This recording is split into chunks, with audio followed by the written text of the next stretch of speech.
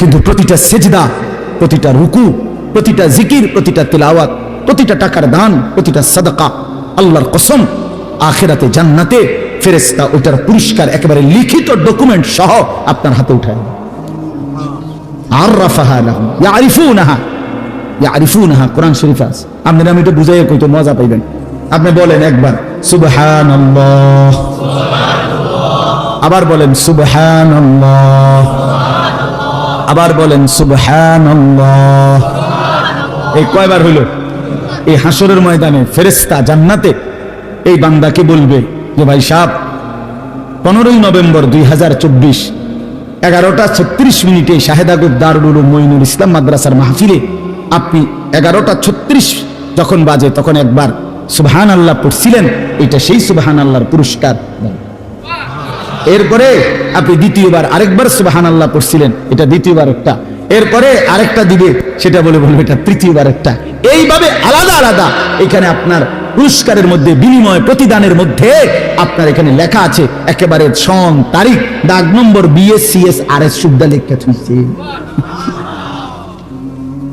কুলু ওয়াশরাবু হানিআম বিমা কুনতুম তা'মালুন। রব্বুল আলামিন বলেন আমার জান্নাতি বান্দা সারা জিন্দেগীর সমস্ত নেক আমলের বিনিময়ে আমার জান্নাতে আরামসে খাও এবং পান করো। কুলু ওয়াশরাবু হানিআম বিমা আসলাফতুম ফিল আইয়ামিল খালিয়া। আল্লাহ জান্নাতি বান্দাকে বলবে, বান্দা দুনিয়ার জিন্দেগিতে যে নেক আমলগুলো করেছো তার প্রতিটা হিসাব করে করে আজকে জান্নাতটা তুমি উপভোগ করে নাও। 100 হিসাব বুঝাই দিবে। জাযাআম বিমা কানু ইয়ামালুন। আল্লাহ বলেন দুনিয়ার জীবনে যা আমল করেছো বান্দা, জান্নাতে আমি তার পুরোপুরি বিনিময় বুঝায় দেব। লাহুম মা ইয়াশাউনা ফিহা ওয়া লাদাইনা মাজিদ। আল্লাহ বলে বান্দা জান্নাতে তুমি যা চাইবা আমি আল্লাহ তো তা পুরা দেবই, কিন্তু বান্দা তুমি চাইবাই কয়টা, জানোই কয়টা, চিনোই কয়টা? আমি আল্লাহ তোমার চাওয়া যখন শেষ হবে ওয়ালাদাইনা মাজিদ, আমি নিজের থেকেও আরো অগণিত কোটি কোটি নিয়ামত দেব। হ্যাঁ, আমি বোকা ভাইবেন নাম করে আমরা 2-4 কলম পইরাই বুঝছি আখিরাত ঠিক আছে। ছেলেরা নিজের চালাক ভাইব না, নাফরমান চালাক হয় না। পাপী কখনো চালাক নয়, পাপী বোকা। অসভ্য কখনো চালাক হয় না, বেনামাজি কখনো চালাক হয় না, সুদখোর কখনো চালাক হয় না, হারামখোর কখনো চালাক হয় না, ঘুষখোর কখনো চালাক হয় না, গাঁজাখোর, ফেন্সিখোর, বাবাখোর, ডাইলখোর, ইয়াবাখোর, ফিট্টাখোর, মদখোর, নেশাখোর সে কোনোদিন বুদ্ধিমান হয় না। সে বোকা, আহাম্মক, বলদ বলদ বলদ চালাক, বেওকুফ। এটা বেওকুফ। বাটপার তো বাটপারে না, বাটপার চালাক হইব কেন? কথা বলেন না কেন? মনে করেন এইতে 3টা কমলা ফসা দিয়া 1 ডজন বেচা লাইছে, 12টা ভিতরে 3টাই ফসা। আমি করেন মাশাআল্লাহ চালাক দেখছেন কেমন? না না, হে সিটারে নাই, চালাক কি? কথা বলেন না কেন? হয় বাটপার, হয় চালাক হবে কেন? 100 গ্রাম গোস্ত কম দিয়া 1 কেজি বেচা লাইছে, হে চালাক? হে বাটপার, হে সিটার। তো সিটার তো সিটারে না, হে চালাক হবে কেন? সুদখোর তো সুদ করে না, হেরে চালাক বলেন কীর্তন? আপনি মিথ্যাবাদী তো মিথ্যাবাদী না, ওরা আপনি চালাক বলবেন কেন? কথা বলেন না কেন? চালাক হবে কোন যুক্তিতে? পৃথিবীর কোন অভিধানে লিখছে, কোন ডিকশনারিতে লিখছে? আমি কুমিল্লা ভিক্টোরিয়া কলেজ থেকে মাস্টার্স পাস করছি, আপনি কোন বইয়ের নাম কোন ডিকশনারিতে লিখছে চালাক তাহাকে বলে যে মিছা কথা সুন্দর করে বলতে পারে? হ্যাঁ, এটা কোথায় আছে? যে মানুষকে ধোঁকা দেয়, প্রতারণা করে তাহাকে চালাক বলে, এটা কোন কিতাবে লিখছে? আর কিতাব থুন নাম বই কোনটা লিখছে ভাইয়া? পৃথিবীর কোথাও নেই। ধোঁকাবাজ ধোঁকাবাজি, প্রতারক প্রতারকই, নাফরমান নাফরমানি, এটাই তার পরিচয়, এটাই তার পরিচয়। আল্লাহ নবী সাল্লাল্লাহু আলাইহি সাল্লাম বলেছেন আল কাইয়িসু মান দানা নাফসাহু ওয়া আমিলা লিমা বা'দাল মাউত। এটাই আমি পড়ছিলাম হাদিস। নবীজি বলেন বুদ্ধিমান চালাক সে আল কাইয়িস। সৌদি আরব থাকেন বা থাকছেন এমন আছেন নি কেউ? হাত উঠান। প্রবাসী প্রবাসী এই যে আরব দেশে, গালফে ছিলেন বা আরবে, এই ওইখানে আমি কোয়াইস এ কোয়াইস মানে কাইয়িস, চালাক চালাক বেড়া বুদ্ধিমান কোয়াইস। এ কোয়াইস মানে এটা গ্রামে আরবি পড়ে আর কি, মানে আল কাইয়িস অর্থ হলো বুদ্ধিমান চালাক। আল্লাহ নবী বলেন আল কাইয়িস বুদ্ধিমান সে, চালাক সে, মান দানা নাফসাহু যে তার নিজের হিসাব রাখে, ওয়া আমিলা লিমা বাদাল মাউত এবং মৃত্যু পরবর্তীর জন্য আমল করে। এজন্য বাপ রাত গভীরে আমি আর দেরি করতে চাই না। আমার উদ্দেশ্য কথাটা বোঝানো, মৃত্যুকে যে বোঝে, মৃত্যুর ফিকির যে করে, আখিরাতকে যে চেনে, কবরকে যে চেনে, আখিরাতের জিন্দেগি যে বোঝে, আল্লাহর কসম সে বুদ্ধিমান। বুদ্ধিমান, দুনিয়া আমার আখিরাতও আমার, দুইটাকে যে সামলাইয়া নেয় সেই চালা। আপনি বাজারও করেন, আপনি নামাজও পড়েন, অসুবিধা কি? আপনি সংসারও করেন, হালালও রোজগার করেন, অসুবিধা কি? ইসলাম তো, ইসলাম মানা মানে তো বউ ছেড়ে দেওয়া নাকি? ইসলাম মানা তো সন্তানাদি ছেড়ে দেওয়া নাকি? আল্লাহকে মানা মানে তো বাজার ব্যবসা লেনদেন সব বন্ধ করে আফ্রিকার জঙ্গলে গিয়ে বসে যাওয়া নাকি? তো কি কোনটা বলতে মানা করছে? কিছুই তো নিষেধ করে নাই, শুধু আল্লাহকে ভুলতে নিষেধ করছে, আল্লাহর হুকুম ভুলতে নিষেধ করছে, আখিরাত ভুলতে নিষেধ করছে। আল্লাহ বলছে বান্দা দুনিয়া নাও, দুনিয়া কামাই করতে হালাল পন্থায় কেউ যদি অজস্র কোটি টাকারও মালিক হয়, এটা তো দোষের না, দোষের না। হারাম টাকার 10 টাকাও তো ক্ষতিকর। হযরত আব্দুর রহমান ইবনে আউফ একজন সাহাবী ছিলেন, বেহেশতের সুসংবাদ প্রাপ্ত 10 জনের একজন, আশারায়ে মুবাশশারা যাদেরকে বলে, এর মধ্যে উনি একজন। আব্দুর রহমান ইবনে আউফ রাদিয়াল্লাহু তাআলা আনহু, উনি এত বড় ব্যবসায়ী ছিলেন মদিনায়, কিতাবে আছে উনার এক এক দিন ব্যবসার মাল মদিনার বাজারে চালান আসতো পাইকারি 100 উট বোঝাই মাল। একদিন এক এক দিনে মাল আইতো 100 উট বোঝাই মাল মদিনার বাজারে ওনার গুদামে নামতো। উনি কত বড় ব্যবসায়ী ছিলেন সেই জামানায়, আজ থেকে 1500 বছর আগে। তো কি হয়েছে এতে? হালাল তো হালালই, হারাম থেকে বাঁচা।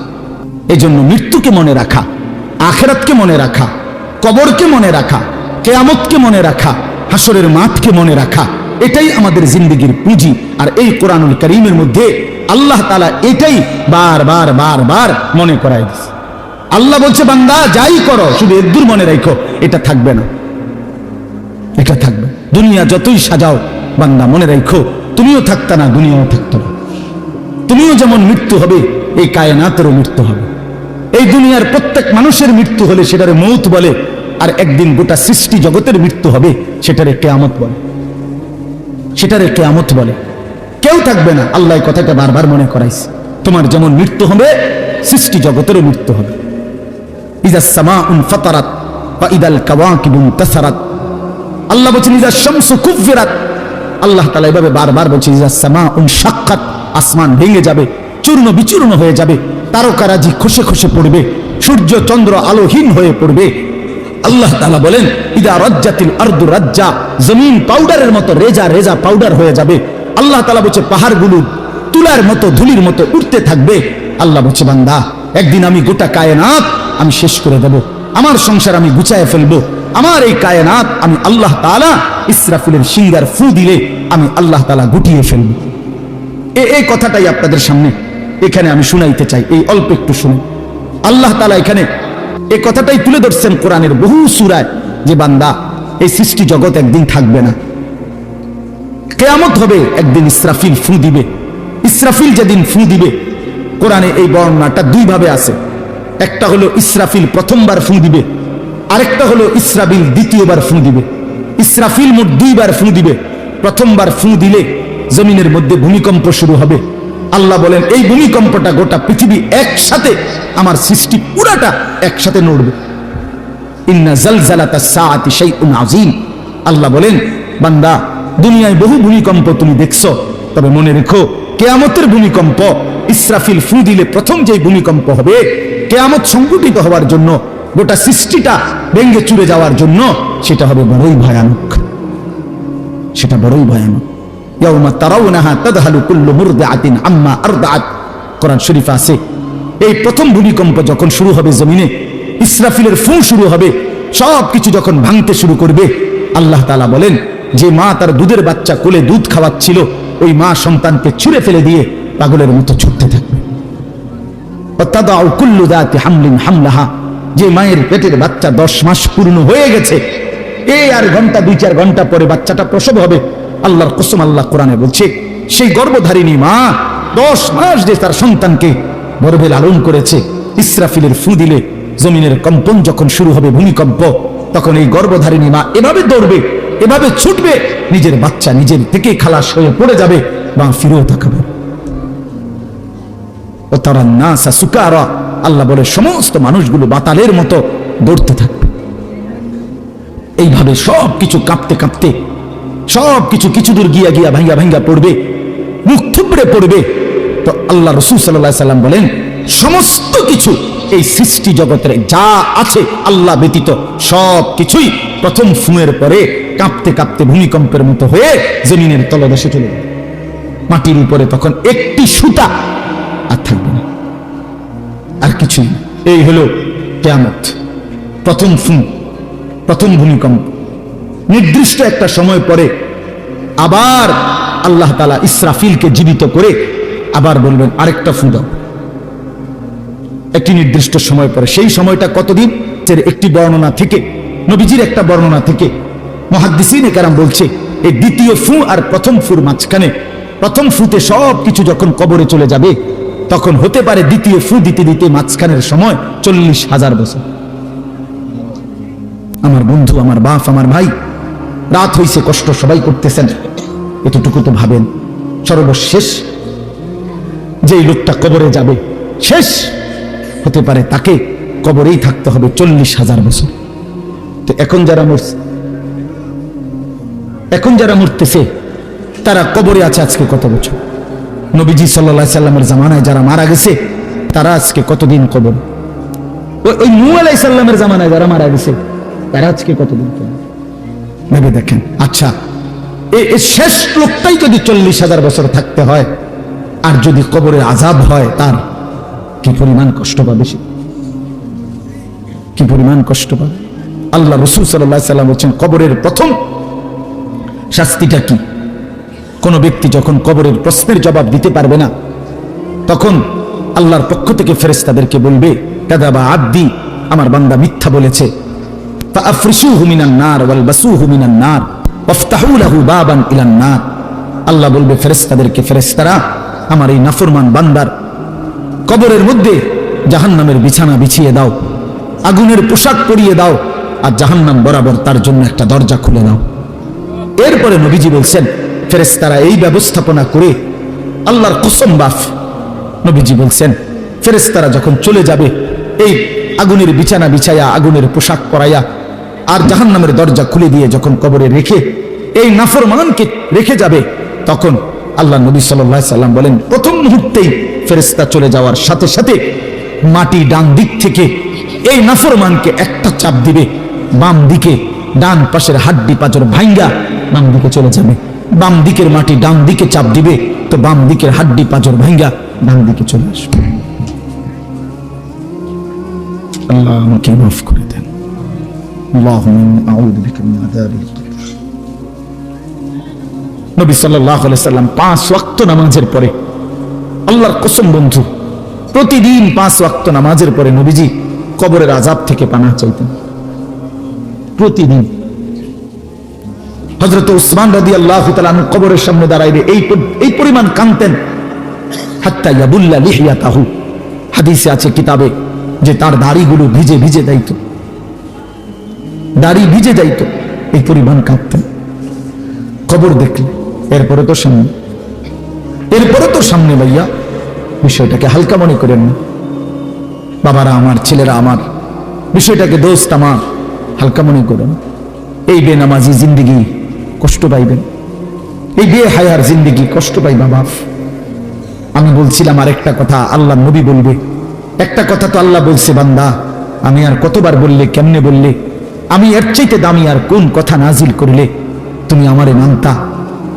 আর নবীজি বলবে হাসরের ময়দানে, নবী বলবে উম্মত তুমি জানো, হাদিসের তাফসীরের মধ্যে আছে প্রত্যেক ব্যক্তি, আল্লাহ বলছে নবীকে, আমাদের নবী সাল্লাল্লাহু আলাইহি সাল্লামকে, বন্ধু আপনার সামনে রাইখা আপনার উম্মতের আমলনামা আমি আপনার সামনে রাইখা খুলনু। নবী সাল্লাল্লাহু আলাইহি ওয়াসাল্লাম যখন উম্মতের আমলনামা খুলে দেখবে, খোদার 365 দিনে কোনদিন ফজরের নামাজের সেজদা নাই। 30 বছর সুদের ব্যবসা করছে, 50 বছর মিথ্যাই বলে গেছে, হারাম রোজগারি করেছে। 30 বছর যাবত মহিলাটা কোনো পর্দা করে নাই, ঘরের মধ্যে কোনো দিন শরীয়ত বলতে কিছু নাই। আল্লাহ নবী সাল্লাল্লাহু আলাইহি সাল্লাম তখন বলবে, উম্মত তুমি জানো আমি 23টা বছর অনবরত তোমার জন্য কেঁদেছিলাম। আমি সেই নবী যে নবী সারা রাত এশার নামাজের পরে দাঁড়াইছি ফজরের আজান পর্যন্ত এক দাঁড়ানোতে চোখের পানি ফেলে উম্মতের জন্য দোয়া করছিলাম। আল্লাহ রসুলের স্ত্রী আম্মা জান আয়েশা বলছেন, নবী এই পরিমাণ কাঁদছে, এতটা লম্বা দাঁড়ায় ছিল উম্মতের জন্য, হাত্তা তাওয়াররামাত কাদামাহু, দুইটা পাও ফুলে ফুলে গেছে। আল্লাহ নবী বলবেন, উম্মত আমি 23 বছর কাঁদছি রে, প্রতিটা রাত কেঁদেছি, দিন কেঁদেছি। আমি এই পরিমাণ, পিঠটা খুলে দেখাবে চাদর সরিয়ে, আমার উম্মত আমার পিঠটা দেখো, তায়েফের পাথরের আঘাতে আমার পিঠ কি পরিমাণ ছিদ্র ছিদ্র হয়ে গেছে। আমি সেই নবী যে নবী তোদের জন্য পেটে ক্ষুধার কষ্টে পাথর ভাঙছিলাম 2টা। আমি উহুদের ময়দানে দান দান শহীদ করে রক্ত মাখা শরীর নিয়ে বেহুশ হয়ে লম্বা সময় পড়েছিলাম। আমার ঘরের চুলায় 3 মাস, হাদিসে আছে আম্মা জান আয়েশা বলছেন, নবীজির ঘরে আমরা 9 জন বিবি। উনি বলছে আল্লাহর কসম 3 মাস কোনদিন, টানা 3 মাসে কোনদিন আমাদের ঘরের চুলায় 9 জন বিবির ঘরে কারো ঘরের চুলায় কোনদিন আগুন জ্বলেনি। 3 মাস খেজুর আর পানি দিয়ে আমরা জিন্দেগি কাটাইছি। আল্লাহ নবী বলবেন, উম্মত তাহলে এত কাঁদলাম কার জন্য, এত রক্ত ঝরাইলাম কার জন্য, পেটে পাথর বাঁধলাম কার জন্য, বিনিময়ে এটা কি আমল নামা নিয়ে আসছো? ছেলেরা বলো, ভাই একটা ছেলে বলো, রাসূলুল্লাহ সাল্লাল্লাহু আলাইহি ওয়াসাল্লামের সুপারিশটা একটা মামুলি ব্যাপার? রাসূলুল্লাহ সাল্লাল্লাহু আলাইহি ওয়াসাল্লাম বলবে, উম্মত এটা কি আনলা? আমি এই আমল নামা নিয়া, আমার মতো এত বড় শ্রেষ্ঠ রাসূলের উম্মত তুমি, আমি মালিকের সামনে দাঁড়াবো কেমনে, এটা দেখাবো কেমনে? আরে চেয়ারম্যান ভাই আপনি কেমনে দেখাইবেন? আপনার অনুসারী যদি, আপনার অঞ্চলের একজন মানুষের যদি পুরাটা পৃষ্ঠার মধ্যে 110টা মামলা থাকে, আপনি তার জন্য কেমনে নিবেন? আপনি একজন উপরস্থ পদস্থ কর্মকর্তার কাছে আপনি কিভাবে সুপারিশ করবেন? বেটা তোর তো কিছুই নাই বেটা, শুধুই অপরাধ আর অপরাধ ছাড়া। তো এই বেচারা লজ্জিত হবে কিনা বলেন না? তো নবী সাল্লাল্লাহু আলাইহি সাল্লাম বলবেন, উম্মত তুই আমার মতো শ্রেষ্ঠতম রাসূলের মাথাটা তো ছোট করে ফেললি, তুই তো আমার উম্মত, এটা কি আনলা? আমি কেমনে দেখাবো এটা আমার মালিকের সামনে যে রব্বুল আলামিন এটা আমার উম্মতের আমল নামা?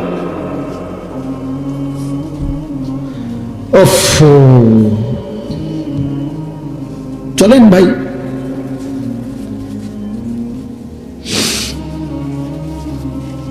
এজন্য দোস্ত আমার, বন্ধু আমার, আমি দিবানিশি এই চিৎকার চেঁচামেচি করি,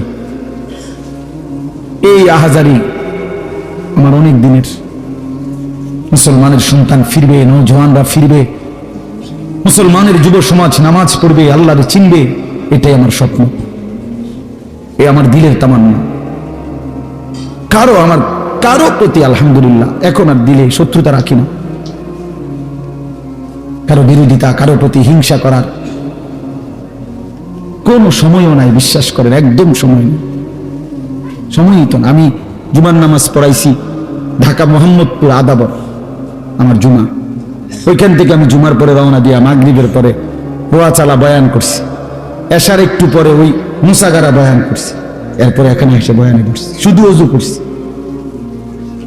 শুধু ওযু, শুধু সময় বাঁচানোর জন্য মসজিদের খানাটা খাই নাই, হোটেলে, পথের একটা হোটেলে মদনপুর পার হয়ে আইসা অল্প কটা ভাত খাইছি। এটা বলার উদ্দেশ্য হলো কেরামতি বুজুর্গি বোঝানো না, আল্লাহর কসম বোঝানো হইল এই কথার ফিকির যে কাউরে প্রতিপক্ষ ভাববার কোনো দরকার নেই, কোনো দরকার নেই। আল্লাহ আমাদের সবাইকে বুঝ দান করেন। প্রতিটা ছেলের প্রতি আমার অনুরোধ, বাবা তুমি নষ্ট হইও না, তুমি বরবাদ হইও না। এক বন্ধুর খপ্পরে পড়া, একটা সামান্য মোবাইলের খপ্পরে পড়া, একটা দুষ্ট নারীর খপ্পরে পড়ে, মেয়ের খপ্পরে পড়ে চরিত্রহীন হইও না, চরিত্রহীন। আল্লাহ তাআলা মানুষকে যে চাহিদা দিছে সেটা পূরণের বৈধ ব্যবস্থাও দিছে।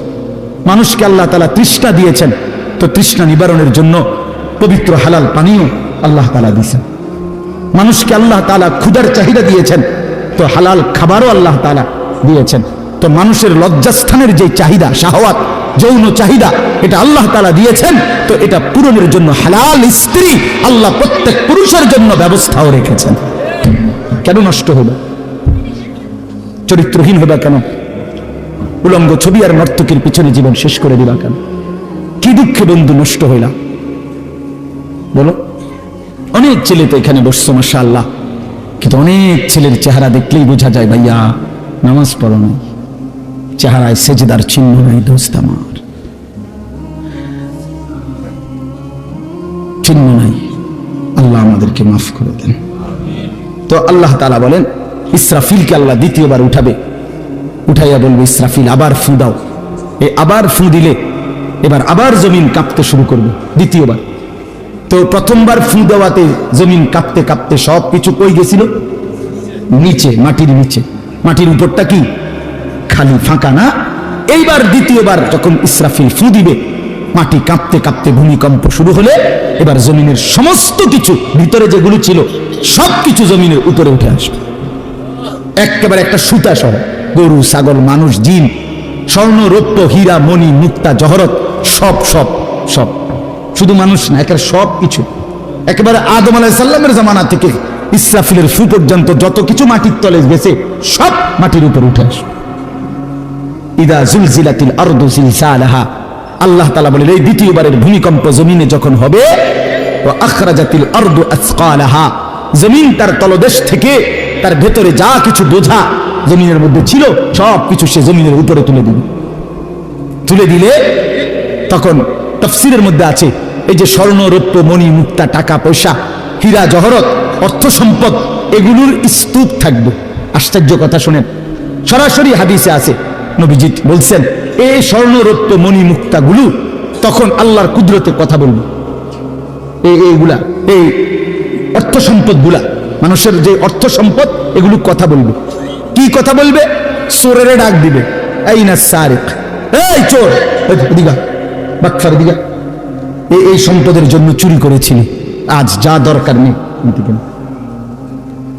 আইয়ুহাল কাতি, এই ডাকাত, এদিকে, এখান থেকে নেই, এই সম্পদের জন্য ডাকাতি করছিলি, নেই, এখন নেই।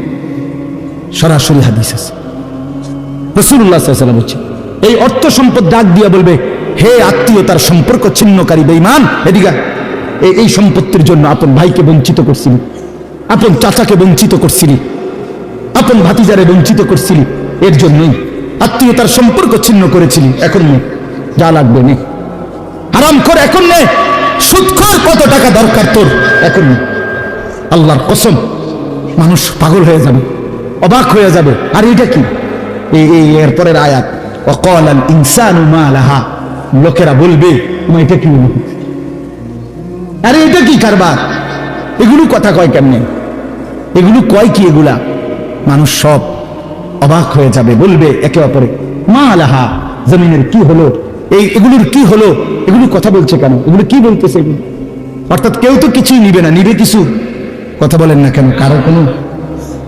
তো এবার আল্লাহ বলেন ইয়াউমা ইদিন তুহাদ্দিসু আখবারাহা, আল্লাহ বলে বান্দা অর্থ সম্পদ গুলো কথা বলছে দেখে অবাক হইলা, এখনো না দেখবা আসল খেলা, এখনো না দেখবা মেন খেলাটা, যে এখন দেখবা তোমার পায়ের নিচের জমিন, তোমার পুরা জিন্দেগির ভালো মন্দ সমস্ত কিছু তোমার সামনে আমি আল্লাহর সামনে বলে দেব।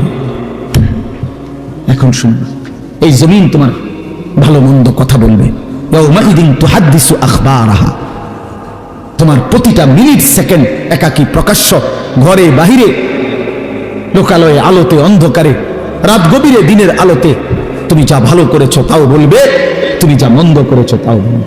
রাত গভীরে তাহাজ্জুদের নামাজ পড়ছিলা, এই জমিন এখন বলবে রাত গভীরে জিনা, ব্যভিচার আর মদের আড্ডা, জুয়ার আড্ডায়, নারীর আড্ডায় পড়েছিলা, এটাও এখন বলবে। শুনবা, এখন শুন। তখন লোকেরা বলবে হায়, জমিন কেমনে কথা বলে, সম্পদ কেমনে কথা বলে। তো আল্লাহ বলেন বিআন্না রাব্বাকা আওহা লাহা, এজন্য বলে যেহেতু আল্লাহ তাআলা আদেশ করেছে। আল্লাহ আদেশ করলে তার গোটা সৃষ্টি কথা বলে, তাহলে মূলত জিহ্বায় কথা বলে না, আল্লাহ আদেশ করলে গোশতের এই টুকরাটা কথা বলে। মানে যেই লোক, আপনারা কোনো বোবা দেখছেন? কথা বলেন না। বোবা মানুষ দেখছেন কখনো? তো বোবা মানুষের তো জিব্বা নাই, ঠিক না? আছে না? আছে কিনা বলেন না? তো হে কথা কয় না কেন? কথা বলে না কেন? মানে কথা বলে না কেন? মানে জিব্বা তো আছে কিন্তু কথা বলে না কেন? বুঝা গেল কি? আল্লাহর হুকুম হলে কথা বলে। যে কানে শুনে না, তার এখান দিয়ে এরকম কান নাই, তো হে শুনে না কেন? তাহলে কানে দিয়ে শুনে না, আল্লাহর হুকুম হইলে শুনে। যে অন্ধ, সে তার কি এরকম চোখ নাই, তো হে দেখে না কেন? মূলত আল্লাহর হুকুম হলেই চোখে দেখে, নাইলে দেখেন। তো ঠিক আল্লাহর হুকুম হইলে গোশতের এই টুকরাটা যদি কথা বলতে পারে, আল্লাহর হুকুম হইলে গোটা সৃষ্টিও কথা বলতে পারে, গোটা সৃষ্টিও কথা বলতে পারে। এবার আসেন, এই শেষ ইয়াউমাইদিন ইয়াসদুরুন নাসু আশতাতাল লিয়ারাউ আমালাহুম, ফেরেশতারা সমস্ত মানুষকে দলে দলে দলে দলে গ্রুপ গ্রুপ করে ভাগ করে দিবে। আর এই ভাগে ভাগে লোকেরা নিজেদের পুরা জিন্দেগির আমলনামা দেখার জন্য, নেওয়ার জন্য নির্দিষ্ট জায়গায় যাবে। ফেরেশতারা বলবে যান, সামনে যান। সামনে গেলেই আপনার আমলনামা আপনি আপনার হাতে পাবেন, আপনি পড়বেন, আপনি দেখবেন, যান ওইখানে ফাইল দিতেছে, যান সবাই যান। এই দলে দলে মানুষ যাবে। এইবার আমলনামা যখন হাতে দিবে, আল্লাহ তাআলা বলেন ফামান ইয়ামাল মিসকালা যাররাতিন খায়রান ইয়ারা, এক বিন্দু ভালো যে করেছে সে তাও দেখতে পাবে। ওমান ইয়ামাল মিসকালা যাররাতিন শাররান ইয়ারা, এক বিন্দু মন্দ যে করেছে সে তাও দেখতে পাবে। প্রতি সেকেন্ড, প্রতি ঘন্টা, প্রতি মিনিট, প্রতি মুহূর্ত, প্রতি লামহা, প্রতি জাররা সে দেখবে। জাররা এই শব্দটা হলো কোরআনের, এই শব্দটা একটি এতটুকু পরিমাপ তাফসীরের মধ্যে লিখছে লা জিনাতা লাহা, যেটার কোনো ওজন হয় না, মাপলে কোনো ওজন আসে না, এত সামান্য। মানে এটা 100 গ্রামও না, 1 গ্রামও না, 1 গ্রামও না, 1 গ্রামের অর্ধেকও না, অর্ধেকের অর্ধেকও না। এটা অণুও না, পরমাণুও না, এটা ইলেকট্রনও না, নিউট্রনও না, প্রোটনও না, কিচ্ছু। বিজ্ঞান তো এগুলো ভাগ করছে না, ভাগ করে করে আপনার অণু থেকে পরমাণু, পরমাণু থেকে এখন আরো ভাগ করছে। এই ইলেকট্রন, প্রোটন, নিউট্রন এগুলো ভাগ করতে করতে সূক্ষ্ম থেকে সূক্ষ্ম, সূক্ষ্ম থেকে সূক্ষ্ম বিজ্ঞান বাহির করতেছে। কিন্তু জাররা বলে যেটার কোনো ওজনই নাই, কিচ্ছু নাই, এটা এত সামান্য। মানে তুমি যেটারে কিছুই মনে করো নাই, আল্লাহ বলেন ওইটাই তুমি দেখবে, ওইটাই দেখবে। এই জন্য বাপ আমার শেষ রাত গভীরে এই কথাই, আমরা আমাদের একাকী কিংবা প্রকাশ্য, আমরা আমাদের রাত কিংবা দিন, ঘর কিংবা বাহির আড়াল করবার সুযোগ নেই। সুযোগ আছে ভাইয়া? ছেলেরা কাজেই রাতের 3টায় দুনিয়া ঘুমায়, আল্লাহ ঘুমায় না। অশ্লীল ছবি দেখো না। রাতের 3টায় মা ঘুমায়, বাবা ঘুমায়, মালিক ঘুমায় না। রাতের 3টায় মহল্লাবাসী ঘুমায়, কিন্তু আল্লাহ ঘুমায় না। আলাম ইয়ালাম বিআন্নাল্লাহা ইয়ারা, আল্লাহ বলে বান্দা তুমি জানো আমি কিন্তু সারাক্ষণ তোমাকে দেখি। কতক্ষণ? কতক্ষণ? আল্লাহ দেখেন কখন? সারাক্ষণ। এই জন্য আমরা প্রত্যেকে ইনশাআল্লাহ নিয়ত করি যে আমরা আমাদের আখিরাতকে ভাববো, ফিকির করব। আখিরাতের আশায় গুনাহ ছেড়ে দেন, আল্লাহর নাফরমানি ছেড়ে দেন, হালাল পথে জিন্দেগি চালান। একটু কষ্ট হলেও চলে যাবে, পার হয়ে যাবে। ऐसे रहे या वैसे रहे वहां देखना फिर कैसे रहे। বুজুর্গরা বলে এই দুনিয়ায় এমনি থাকো আর এমনি থাকো, এক মাইট হইয়া চিত্তিয়ে মিত্তিয়ে চলে যা। আসল দেখার বিষয় হলো ওয়াহা কেসে রাহে, সেখানে কেমন থাকবা এটা হলো এটা শেষ হয়ে যাবে। আজ রাত যার বাসর রাত, তারও ভোর হবে। আজকের রাত যার জেলখানায় ফাঁসির রাত, তার রাতও কি হয়ে যাবে? অট্টালিকার মানুষটাও মরে যাবে, জীর্ণ কুটিরের মানুষটাও মরে যাবে। কোনোদিন দুঃখ যে দেখে নাই সেই সুখী মানুষটাও কবরে চলে যাবে, কোনোদিন সুখ যে দেখে নাই সেও মরে যাবে। আমিও না, আপনিও না, বাবাও না, সন্তানও না, মাও না, কেউ না, কেউ থাকবে না, কেউ না, কেউ না। আজকে আমরা কবরবাসীদের স্মরণ করে দোয়া করি, এই আগামী 20 বছর 30 বছরের মাথায় আমাদেরকে স্মরণ করে, আমাদেরকে কবরবাসী মনে করে, আমাদের পরবর্তীরা মনে করে। এই না জিন্দিগি? কথা বলেন না, এই না জিন্দিগি? এই জন্য আমরা ইনশাআল্লাহ সবাই মিলে ফিকির করি নিজের ভালো, নিজের কল্যাণ। এতটুকু যদি কারো বিবেক না থাকে ভাইয়া, তো সে বুঝলো কি? এই জন্য নিজের ভালো দেখেন। ওয়ালা তুলকু বিআইদিকুম ইলা তাহলুকা, আল্লাহ বলছে বান্দা নিজেরে নিজে ধ্বংসের দিকে ঠেলে দিও না, নিজের এত বড় ক্ষতি করো না বান্দা। এই পৃথিবী তুমি গেলেও থাকবে, এই আমরা যারা মনে করি, হ্যাঁ অনেক বয়স্ক মাঝ বয়সী লোক আছে, আমি থাকতে যদি আমার জি40 একটু ঘর দুয়ার জাগা জমি দলিল টলিল একটু লাইন ফ্যান করে দিয়া যাইতে না পারি, আমি মরলে তারা কেমনে চলবো, কেমনে খাইবো? হাবড়া কয় চা দোয়ানে বইয়া বইয়া হাবড়া কেমনে চলবো তারা? না চাচা, আমনে মরলে আর পৃথিবীতে কামাই রোজগারি উপার্জন সব বন্ধ হয়ে যাবে। আমনে শেষ কামলা, পৃথিবীর শেষ কামলা আমনে। আমনি মরার পরে মানুষ সব আপনার জি ফুড বহন খাইব চা দিয়া বুঝাইয়া।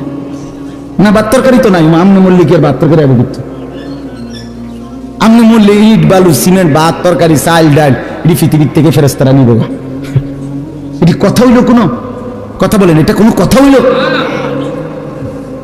এই পৃথিবীতে আল্লাহ তাআলা যাকে হায়াত দিছেন তার জন্য রিজিকও রাখছেন। অতএব দয়া করে এই ভুল না করি। কেন সুদের টাকায়, কিস্তির টাকায়, হারামের টাকায় সন্তানকে আপনি উপার্জনের জন্য দুনিয়া দেশে কিংবা বিদেশে কেন পাঠাইতে হবে? কে বললো আপনার? এই দায়িত্ব আপনার দিল কে? যে আমি বেটা জাহান্নামে গিয়া হইল তোরে বিদেশ পাঠান লাগবে সুদে টিয়া লইয়া, কিস্তিতে টাকা লইয়া। কেন বলেন না? এটা কোন ইনসাফের কথা হইলো? এটা পৃথিবীর কোন আইনে আছে না আল্লাহর কোন আইনে আছে? তো এটা কি? এটা হলো লোভী। লোভী আমনে এবার কলজাটা খুললা চান, এবার কলজার ভিতরে হলো লোভ। এই জন্য এবার কিস্তি লইছে, সুদ লইছে, ফুতেরে টাকার মেশিন বানাইয়া পাঠাইছে বিদেশে, যে তুই শুধু টাকা পাঠাইবি, তোর চাচা জমি বেচবো, তোর জেডায়ও জমি বেচবো, উত্তর দিকের ইন্ডিয়া 10 শতক বেচবো, শুনছি টাকা রেডি রাখতে হবে। নাই তো কি? নাই তো কে বললো আপনারে হারামের মাধ্যমে আল্লাহর নাফরমানি করে স্ত্রী সন্তানের সংসার সাজাইতে? এই সংসার সাজে না, এই সংসার বরবাদ হয়। আল্লাহ তাআলা আমাদেরকে বুঝ দান করেন। চলেন হালালের উপরে চলি, আল্লাহকে রাজি খুশি করে চলি, 5 ওয়াক্ত নামাজের মাধ্যমে জিন্দেগি কাটাই। বলেন আলহামদুলিল্লাহ। আজকের এই মাহফিল আল্লাহ কবুল করেন, মাদ্রাসা আল্লাহ কবুল করেন। এতদিনের প্রাচীন মাদ্রাসা, এই মাদ্রাসার সাথে আমরাও প্রতি বছর সম্পৃক্ত থাকি, আসি, ভালোবাসি, মহব্বত করি। আল্লাহ তাআলা আপনাদের সবার ভালোবাসায় মাদ্রাসাটাকে কিয়ামত পর্যন্তের জন্য কায়েম করে দেন। যেই মেহমানরা এসেছেন আল্লাহ তাআলা আপনাদেরকে আফিয়ত দান করেন, আপনারাও মাদ্রাসাকে ভালোবাসবেন। সমস্ত বাবা ভাই সব সময় মাদ্রাসায় দান করেন, মাদ্রাসায় দান করেন। আমার শায়েখ আরিফ বিল্লাহ আল্লামা মুফতি মুশতাকুর নবী কাসেমি হুজুর বলে, কোন মুসলমান যদি মাদ্রাসার সাথে 3 ভাবে সম্পর্ক রাখে, 1 নাম্বার মাদ্রাসার জন্য দোয়া করে, 2 নাম্বার মাদ্রাসায় সন্তানকে পড়তে দেয়, 3 নাম্বার মাদ্রাসায় দান সদকা করে, হুজুর বলে আমি আশা করি আল্লাহ তাআলা ওই ব্যক্তিকে হাসরের ময়দানে মাদ্রাসার তোলাবা ওলামাদের সাথেই ইনশাআল্লাহ হাসরের ময়দানে দাঁড় করাবেন। এজন্য মাদ্রাসাকে ভালোবাসবেন, দোয়া করবেন, সন্তান পড়তে দিবেন, দান সদকা করবেন। বলেন ইনশাআল্লাহ, বলেন ইনশাআল্লাহ। আল্লাহ তাআলা আপনাদেরকে তৌফিক দেন, কবুল করেন। আমিন। সুবহানাল্লাহি ওয়া বিহামদিহি।